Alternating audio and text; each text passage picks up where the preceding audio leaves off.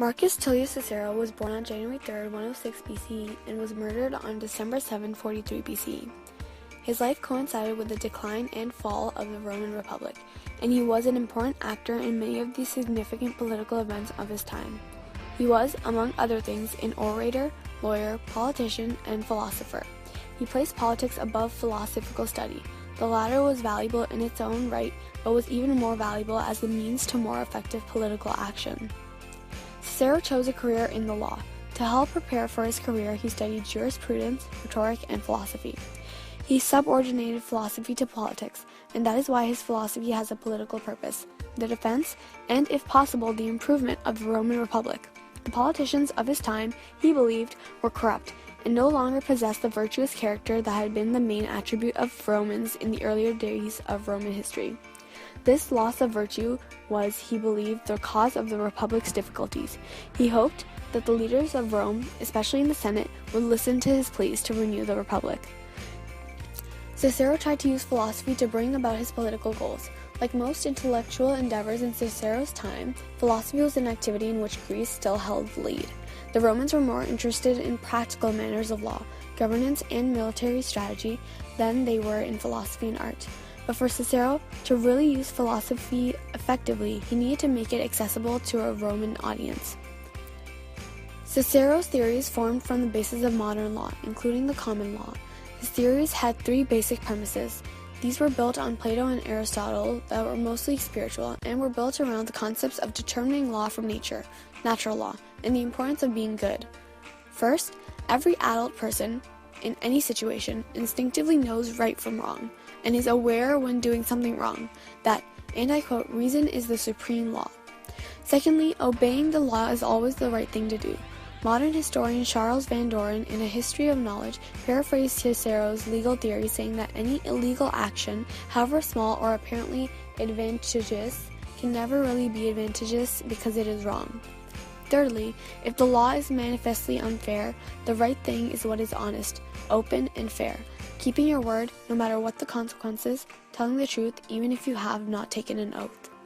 Cicero wrote that both justice and law originate from what nature has given to man, from what the human mind embraces, from the function of a man, and from what serves to unite humanity. For Cicero, natural law obliges us to contribute to the general good of the larger society. The purpose of positive laws is to provide for the safety of citizens, the preservation of states, and the tranquility and happiness of human life. In this view, wicked and unjust statutes are anything but laws, because in the very definition of the term law, there inheres the idea and principle of choosing what is just and true. Law, for Cicero, ought to be a reformer of vice and an incentive to virtue. Cicero expressed the view that the virtues which we ought to cultivate always tend to our own happiness, and that the best means of promoting them consists in living with men in that perfect union and charity which are cemented by mutual benefits. Cicero was of the view that if most citizens defer to the law, rule of law, this would have the greatest potential of creating long-lasting peace and freedom, which did not depend on the will or might of a leader, that law ought to lead and not man. Question number 2. What is the philosopher's major contribution to Western legal thought? What are the main concepts contributed? While Cicero is currently not considered an exceptional thinker, largely based on the incorrect grounds of his philosophy is derived from the unoriginal. In previous centuries, he was considered one of the greatest philosophers of the ancient era, and he was widely read into in the 19th century. Cicero made his reputation as an orator in politics and in law courts, where he preferred appealing for the defense and generally spoke last because of his emotive powers. Unfortunately, not all his cases were as morally sound as the attack of the governor Silius Gaius Verus, which was perhaps his most famous case. His influences. His philosophy had a political purpose, which was the defense and the possible improvement of Roman Republic. The politicians of his time, he believed, were corrupt and no longer possessed the virtuous characters that had been the main attribute of the Romans in earlier days of Roman history. This loss of virtue was, he believed, the cause of the Roman difficulties. He hoped that the leader of Rome, especially the Senate, would listen to his pleas and renew the Republic. This could only occur if the Roman elites chose to improve their characters, place commitments to the individual virtue and social stability ahead of their desire for fame, wealth, and power. Having done this, the elite would have enacted legislations and would force others to adhere to similar standards, and the Republic would flourish once again. Cicero, therefore, tried to use his philosophy to bring about his political goals. Like most intellectual endeavors in Cicero's time, philosophy was an activity which was very prominent in Greece and Athens especially. However, the Romans were more interested in the practical matters of law, governments, and military strategies than they were in philosophy and arts. But Cicero really used his philosophy effectively. He needed to make it accessible to the Roman audience. He did this by translating Greek into Latin words, including inventing Latin words where none seemed suitable for the Greek concepts. He also summarized in Latin the beliefs of primary Greek philosophical schools of the time. This would include the academic of skeptics, Peripatetics, and Stoics, and including the Epicureans. Cicero was also acquainted with all of these schools and had teachers in each and every one of them at the time of his life. He professed allegiance throughout his life to the academy. Cicero's importance in history of philosophy is of a transmitter of Greek thought. In the course of this role, he gave Rome, and therefore Europe, its philosophical vocabulary. The law. Cicero has laid out the law that would be followed for the ideal commonwealth described in the Republic. Finding the source of law and justice, he says, "What nature has given to humans, what a quantity of wonderful things the human mind embraces, for what sake, performing and fulfilling what functions we are born and brought into this world, what serves to unite people, and what natural bonds there is between them." Philosophy teaches us that by the nature of human beings have reason to, that the reason enables us to discover the principles of justice, and that justice gives us law. This translates to that any valid law is rooted in nature, and therefore any law that is not rooted in nature is not a law at all. The gods also share in these reasons because they were seen as an influential part of the community of humanity. The gods were seen the role of caring for us, punishing and rewarding us as appropriately. Much of what remains of this dialogue is devoted to the law of religion. Duties. Cicero addressed the topic of duties, including both the final purpose of life, which defines our duties, and the way in which duties are performed. And he says that he will follow the Stoics area, but only in his judgments required. More explicitly, Cicero covers how to determine what is an honorable thing, and which of two honorable things is more honorable. Furthermore, how to determine what is expendite, and how to judge between two expendite things. And lastly, what to do when the honorable and the expendite things seem to conflict. Cicero asserts that they can only seem to conflict, but in reality they never do, as the honorable action is the expendite and vice versa.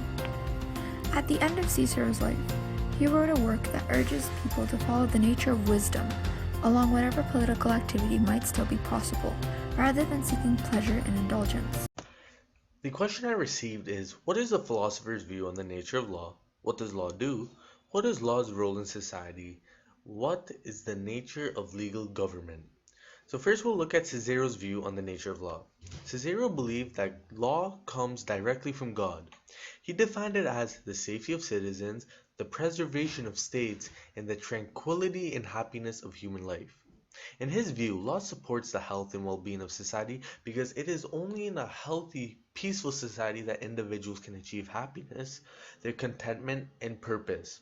In essence, Cicero's view of law is a natural law proposition, meaning that law is pre-existing and an entitlement for everyone coming directly from God. The next topic is, what does law do? In Cicero's view, as law is universal, unchanging, and everlasting, it defines what is right and wrong and is given to all humans by God from birth. In other words, it sets out the duties and responsibilities of individuals and entities such as governments and reciprocally identifies prohibited activities.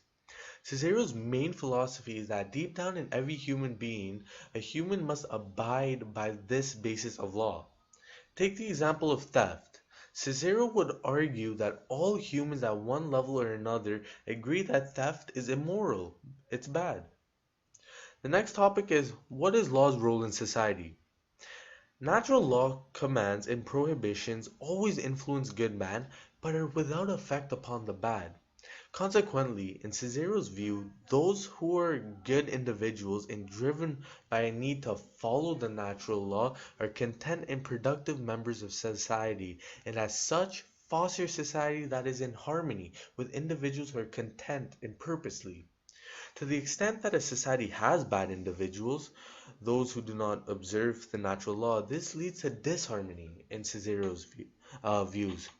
In other words, which when everyone adheres to the law of nature, it creates for a just society. On the contrary, violating of natural law is a violation of justice and creates injustice. The last topic is what is the nature of legal government?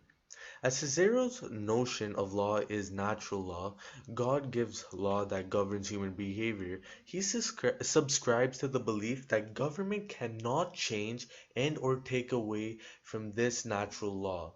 In effect, he stipulates the paramountcy of natural law. A government that attempts to change or remove elements of natural law would, in the view of Cicero, be an illegal government.